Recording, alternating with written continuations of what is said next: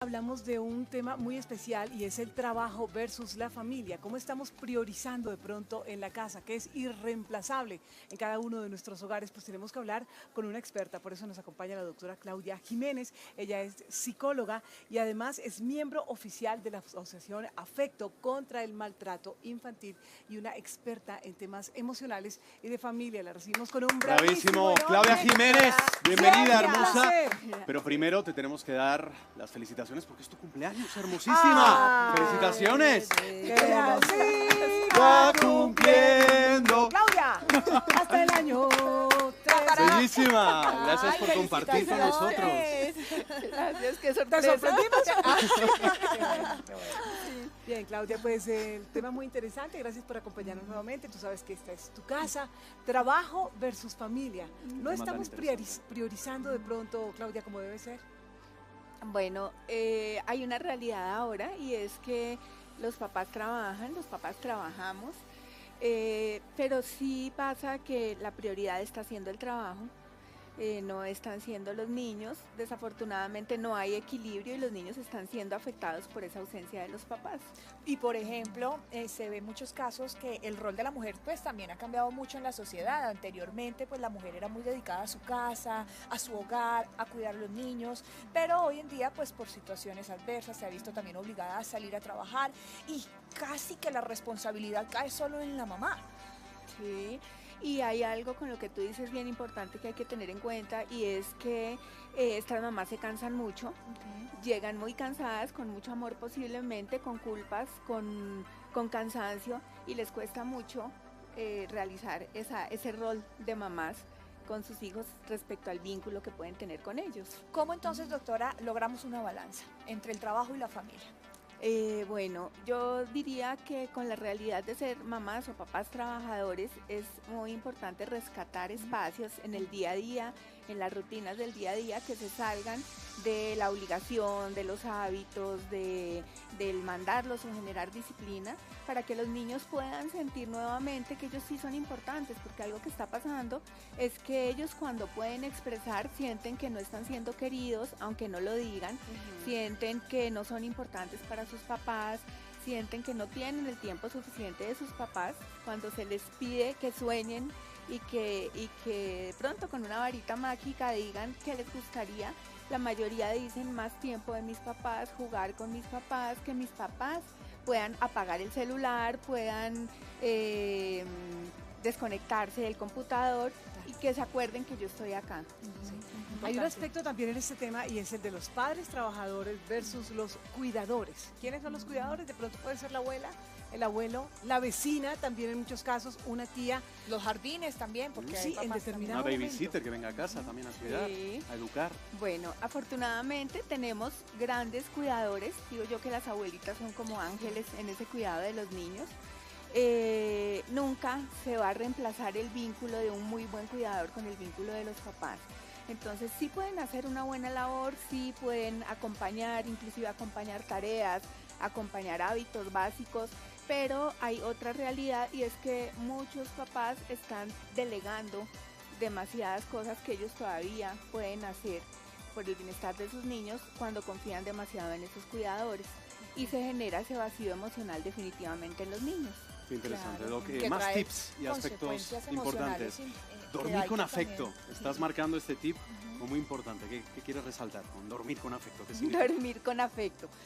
Bueno, lo que estaba comentándote, cuando los papás llegan cansados, con muchas preocupaciones económicas, cansancio del trabajo, cosas pendientes, inclusive el momento en el que llegan a la casa, cuando comen con los niños, si es que lo hacen, y ya cuando los niños, no importa la edad, se van a ir a dormir, generalmente por el estrés, por los afanes, es un lapso donde los niños tampoco tienen papás de calidad, ¿sí? Tienen papás estresados, papás que no los ven, papás que muchas veces los mandan a dormir en malos términos, molestos, y estos niños se acuestan aceptando que esa es la realidad, pero no con ese corazón lleno de por fin llegaron mis papás, ya me ponen un poco de atención, estoy acompañado por ellos. Cuando son pequeñitos, pues es el acompañamiento de pronto en la cama para contar un cuento. Cuando son más grandes, pues es pues el hijo de la universidad, ¿cómo te fue? Comunicación. cierto. Comunicación, Y además- contacto visual, calidez y no conflicto. Entonces, Exacto. el dormirse con amor, con afecto, hace que ese cerebro y ese corazón también sigan nutriéndose en la noche de esa calidad y ese amor de los papás. Y es importante identificar ese lenguaje, porque los papás están ausentes en casa, ellos están trabajando, llegan y los niños quieren compartir ese espacio con ellos. ¿Y cómo comparten los niños ese espacio con ellos? Jugando. Ellos quieren jugar, quieren divertirse, pero el papá a veces pues llega, como tú dices, muy cansado, no está dispuesto a eso. Y si uno no sabe identificar ese lenguaje, pues comete los errores. Entonces uno quiere que el niño esté quieto, que no se mueva, que se vaya a dormir rápido, porque tenemos otras preocupaciones y eso causa consecuencias emocionales a los niños. ¿Qué consecuencias puede tener estas reacciones? Bueno, dices algo importante y ese es el lenguaje. Los niños muy rara vez expresan, te necesito, estoy cansado, tengo preocupaciones, de una forma verbal. La mayoría de veces lo hacen con el comportamiento. Entonces puede que haya niños que dicen quiero jugar contigo o quiero hablar contigo si ya son niños mayores o adolescentes.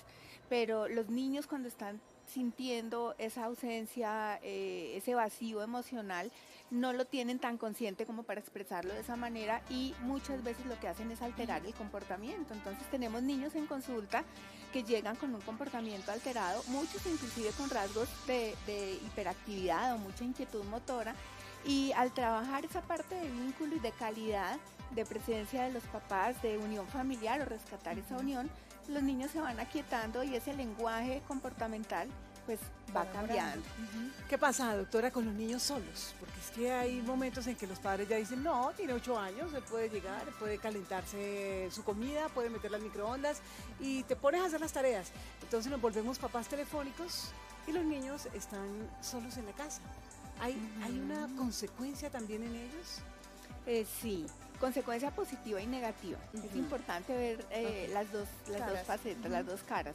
La consecuencia positiva es que los niños sí pueden lograr una autonomía y una posibilidad de desenvolverse en este mundo de una forma más práctica, más eficaz, pero no se llena ese vacío emocional. Claro. ¿Qué pasa con estos chiquitos solos? Que pueden asumir su rol de dueños de la casa, de manejar sus cosas, pero el vacío hace que se vayan ensimismando, que vayan generando un mundo con ellos mismos y el recurso es el celular, el internet, el computador y sí se ven consecuencias a largo plazo donde el niño, los papás están tranquilos porque no sale de la casa, porque es juicioso, porque se queda guardadito, pero a nivel emocional va generando un vacío que ni el niño ni la familia lo va identificando y que a largo plazo puede llegar a generar depresiones infantiles o rasgos de depresión infantil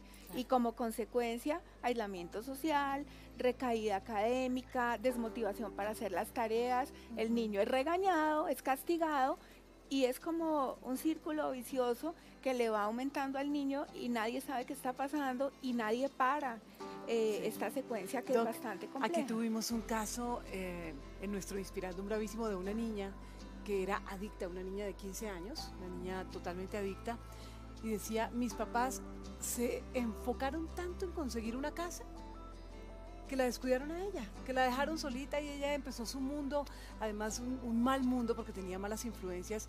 Entonces definitivamente sí hay que luchar por nuestras cosas, luchar por algunos bienes, por comodidad, pero primero esa responsabilidad tan grande que tenemos, ¿no? Que son definitivamente nuestros hijos. Sí, con el tema de las adicciones, creemos que en la adolescencia o en la preadolescencia con contarles que eso es malo es suficiente y no se tiene en cuenta que las adicciones nacen en la infancia, inclusive en la etapa prenatal.